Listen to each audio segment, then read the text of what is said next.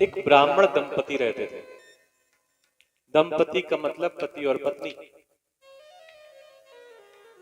धन, वैभव आदि किसी प्रकार की विपन्नता नहीं थी परिवार में, सब प्रकार की संपन्नता थी। और सब प्रकार की संपन्नता होने के बाद भी अगर एक कमी हो जाए घर में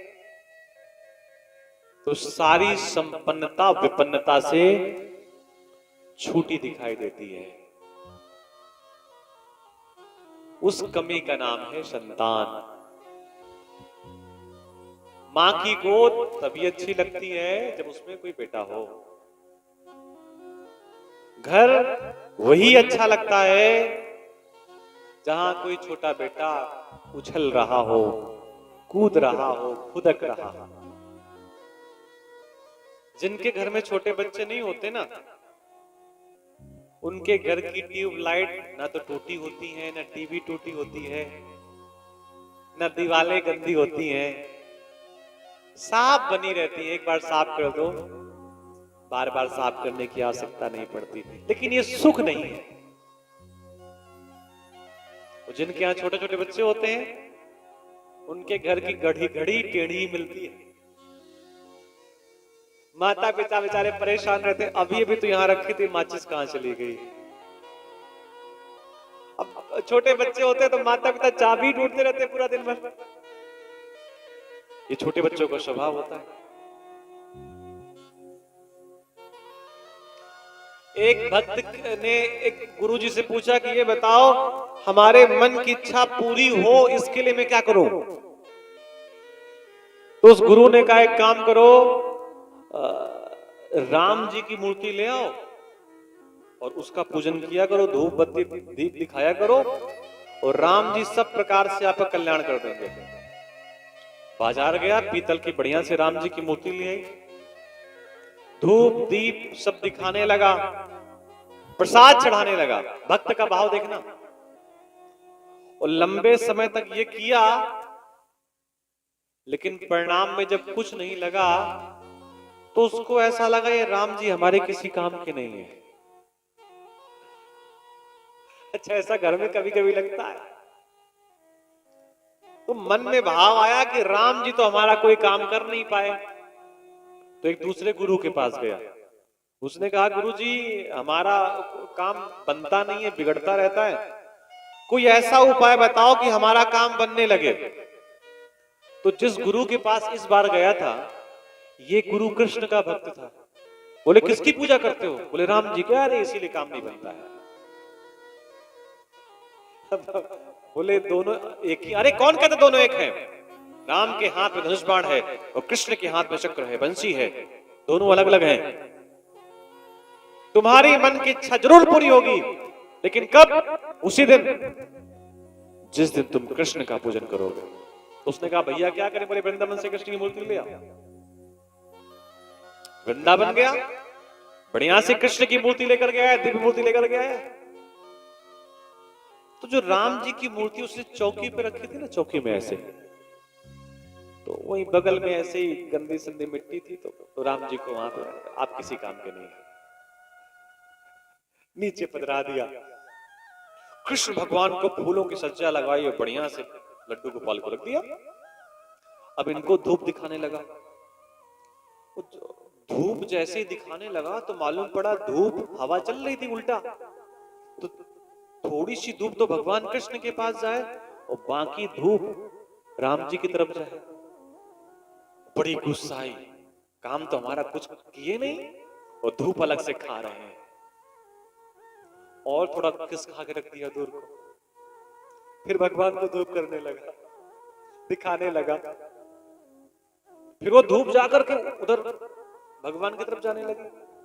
बीच में पर्दा लगा दिया मोटा सा, तुमको धूप नहीं लाए हैं, तुमको 2 महीने से धूप बत्ती दिखा रहे हैं, तुमने हमारा कोई काम नहीं किया है, इसलिए फ्री की धूप मत खाओ, पैसों से आती है।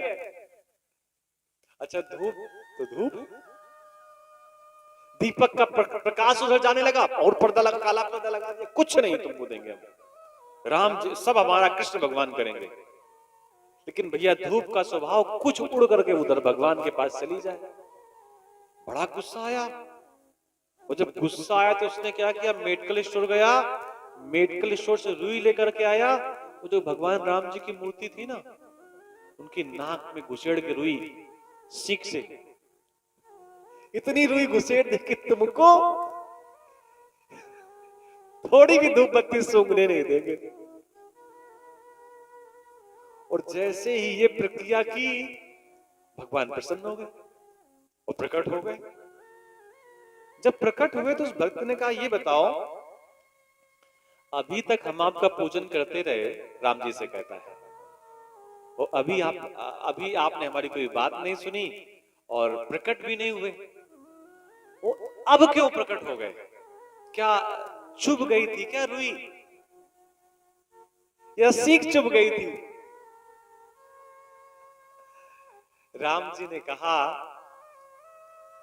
कि जब तू मुझे पहले धूप दिखाता था ना, तब तेरे अंदर ये भाव नहीं था कि मैं सही का हूं, मैं कोई चीज खाता भी हूं, मैं पीता भी हूं।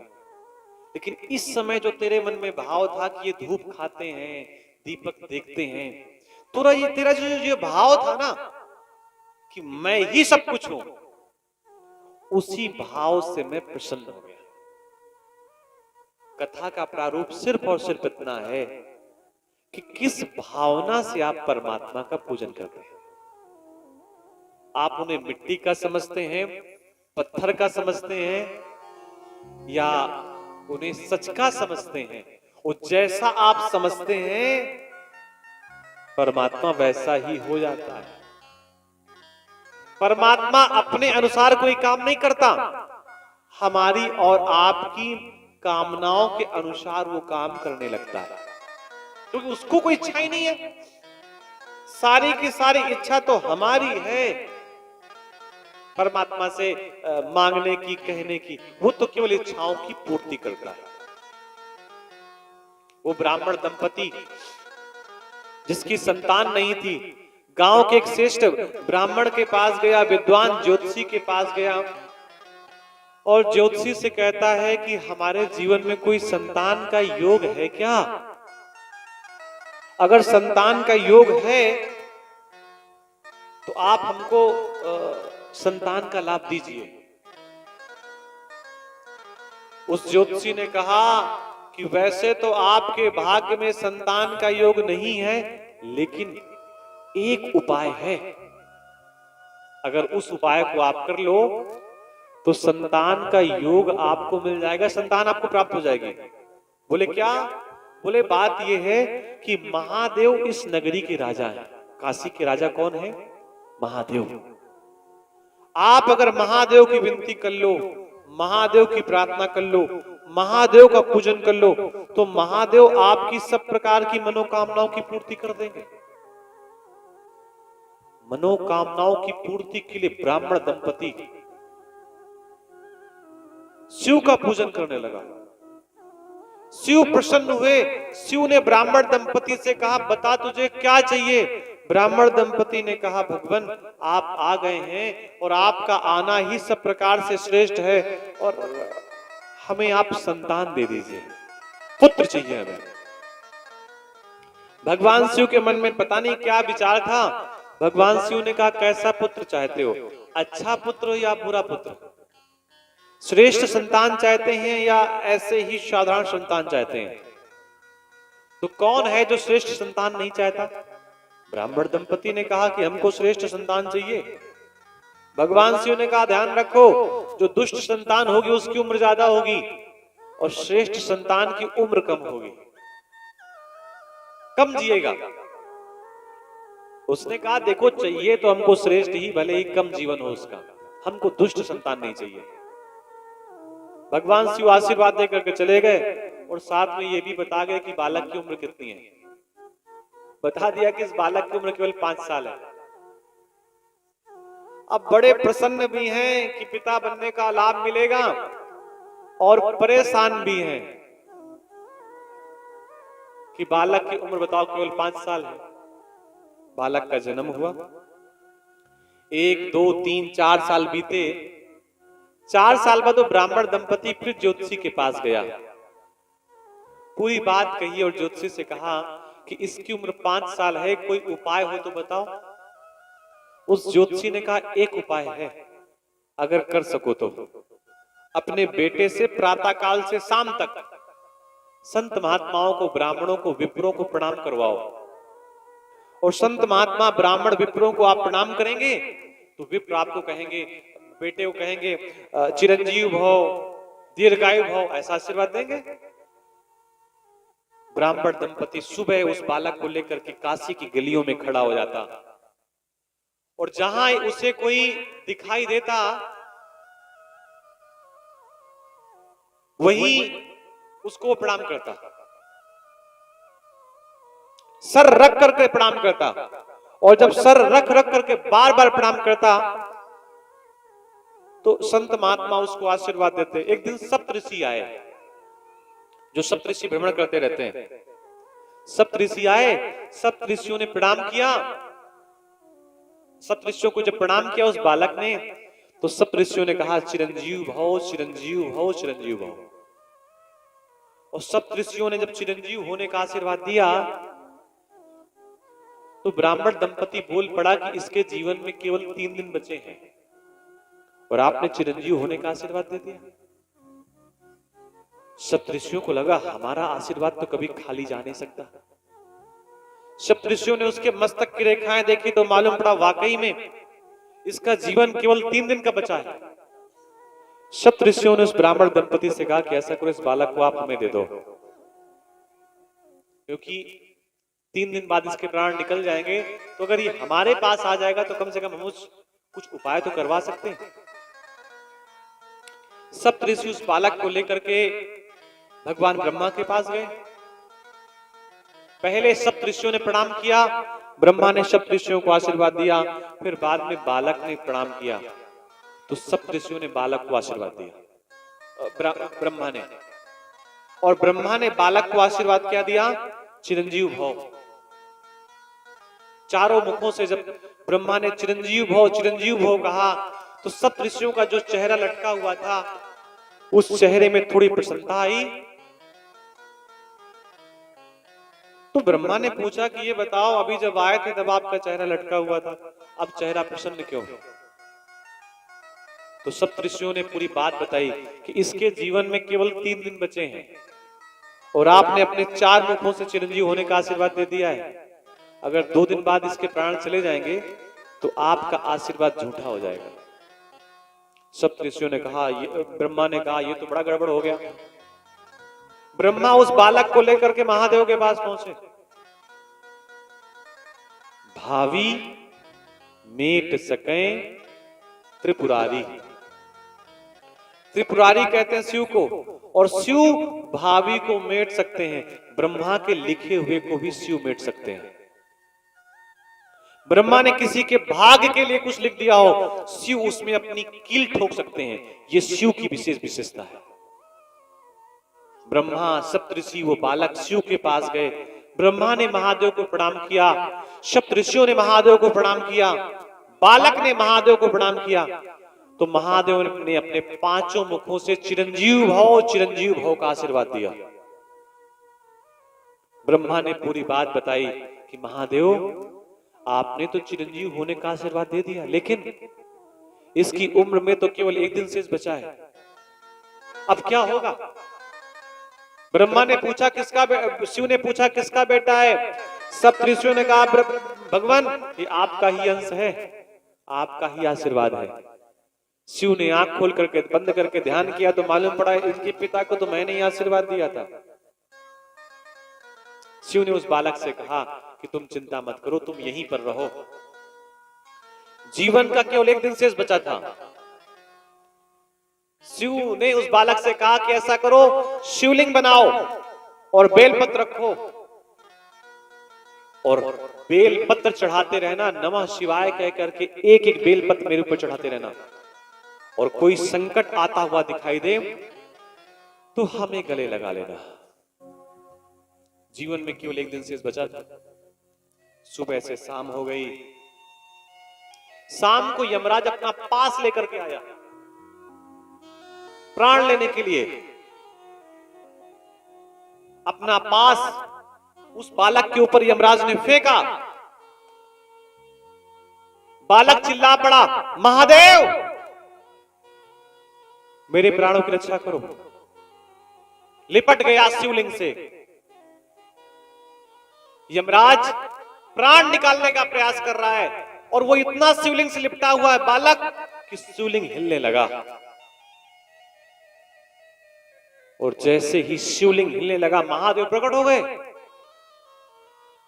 महादेव मृत्यु के देवता हैं, किसी के प्राण ले भी सकते हैं और किसी को भी अमरता प्रदान कर सकते हैं। ये केवल महादेव के हाथ में है। और यमराज भी मृत्यु का देवता है, दोनों एक ही बिरादरी के हैं। यमराज ने महादेव को देखा, तत्काल प्रणाम किया, भूतनाथ भोलेनाथ की जय हो। आप क्यों आए? अरे आपका तो काम हम कर ही रहे हैं। शिव ने कहा, आप हमारा काम नहीं कर रहे, आप हमारे कार्य में बाधा उत्पन्न कर रहे हैं। यमराज डर गया, भगवान ऐसा अपराध मैं कैसे कर सकता हूं? तो आप इसके प्राण लेने क्यों आए? यमराज ने कहा, प्रभु आपने ही तो इसको 5 साल का जीवन दिया है। शिव मुस्कुरा पड़े।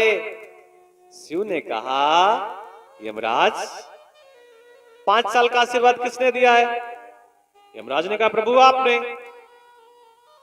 तो भगवान ने कहा, ये बताओ 5 साल का आशीर्वाद जब मैंने दिया है तो 5 साल मेरे अनुसार होंगे कि तुम्हारे अनुसार होंगे? यमराज घबरा गया। यमराज ने कहा, प्रभु आपका निर्णय हम सुनना चाहते हैं। तो भगवान ने कहा, एक कल्प का मतलब समझते हैं? जब सतयुग, द्वापर, त्रेता, कलयुग ये सब एक साथ बीत जाते हैं तो चतुर्युगी होती है। और जब ऐसी 100 चतुर्युगी होती हैं तब एक कल्प बनता है। शिव ने कहा, ब्रह्मा जी की आयु में बीतत कल्प अनेक, एक नहीं अनेकों कल्प जब बीतते हैं। किसके? ब्रह्मा जी की आयु में बीतत कल्प अनेक।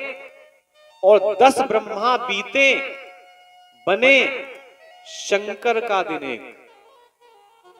एक ब्रह्मा की आयु में अनेकों कल्प बीत जाते हैं। और जब ऐसे 10 ब्रह्मा बन करके मिट जाते हैं तब शंकर का दिन एक। और ऐसे दिन के मास गिन, मासों के पुनि वर्ष। और ऐसे 5 वर्ष रहे बालक सुखी सहर्ष। यमराज ने सोचा कि शिव जी के एक दिन में 10 ब्रह्मा बदल जाते हैं तो कितने यमराज बदल जाते होंगे।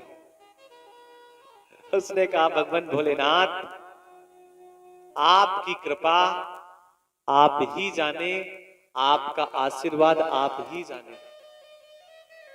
यमराज उस बालक को वहीं छोड़ करके आ गए अपने दूसरे कार्यों में। वो बालक कभी नहीं मरता। ऐसा विद्वान लोग कहते हैं कि ब्रह्मा की भी मृत्यु हो जाती है, ये पूरा संसार नष्ट हो जाता है, फिर उत्पन्न होता है, फिर नष्ट होता है, लेकिन वो बालक कभी नहीं मरता। और पता है उस बालक का नाम क्या है? मार्कंडे। बोलिए मार्कंडे भगवान की जय। एक सुंदर से गीत का हम लोग सहारा लेते हैं और उसके बाद आज कथा को यहीं विश्राम देंगे। कल कथा का विश्राम दिवस है। गीत के बाद कल के कार्य की जानकारी हम आपको प्रदान कर देंगे।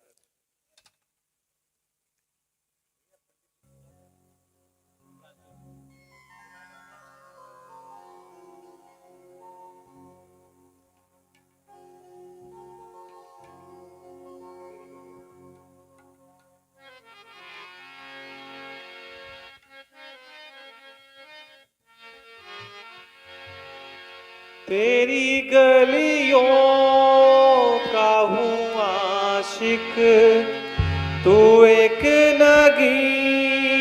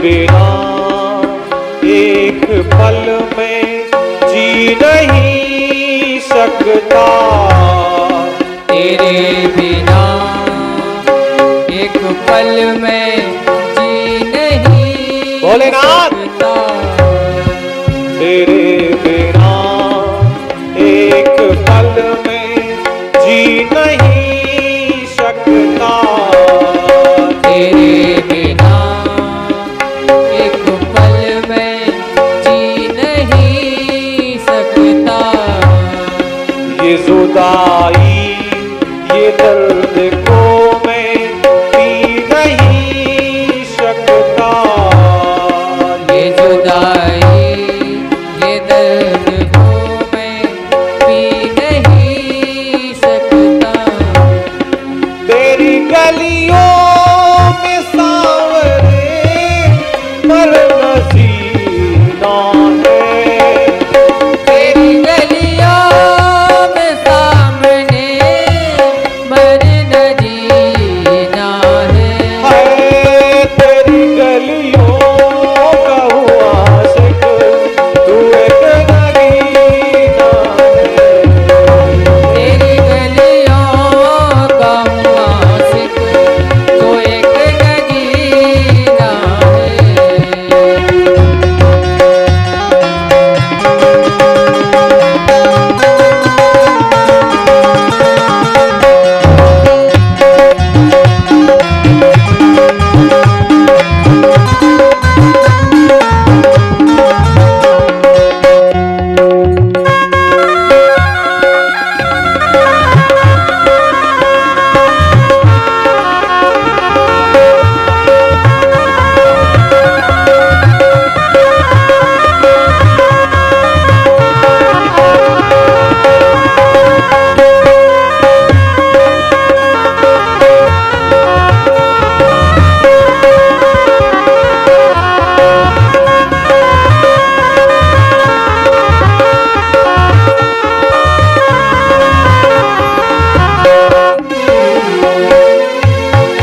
मेरे हमदम मेरे साथी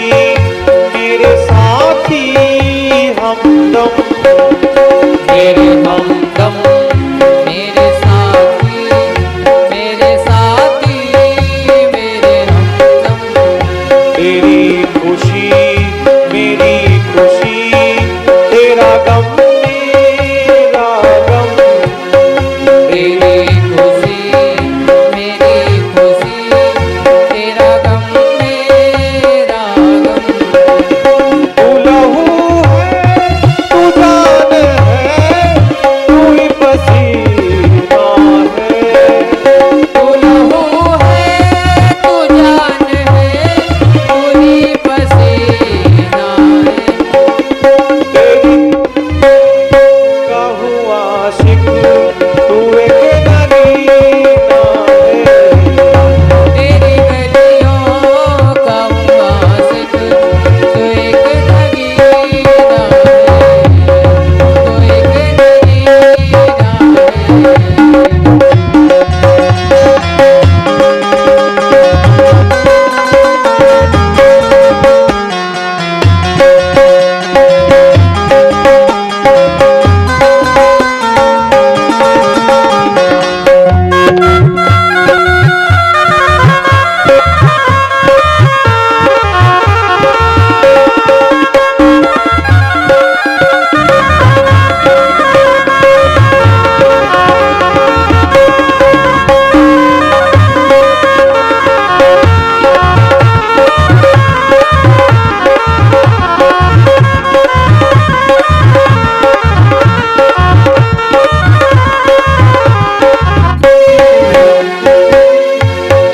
दिया है दर्द जो तुमने तू ही दवा देगा, भोलेनाथ।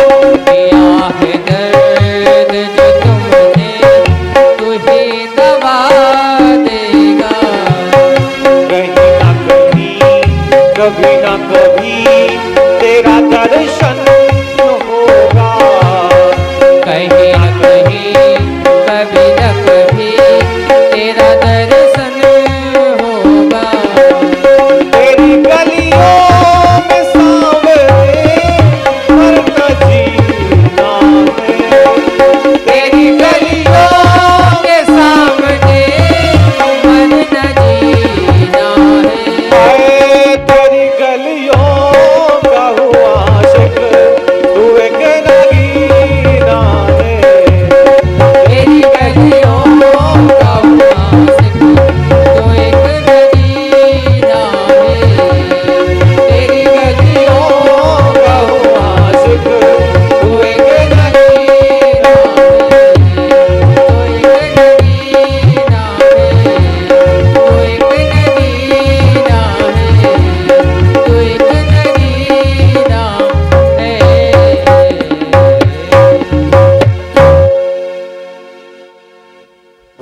शंकर भगवान की जय हो।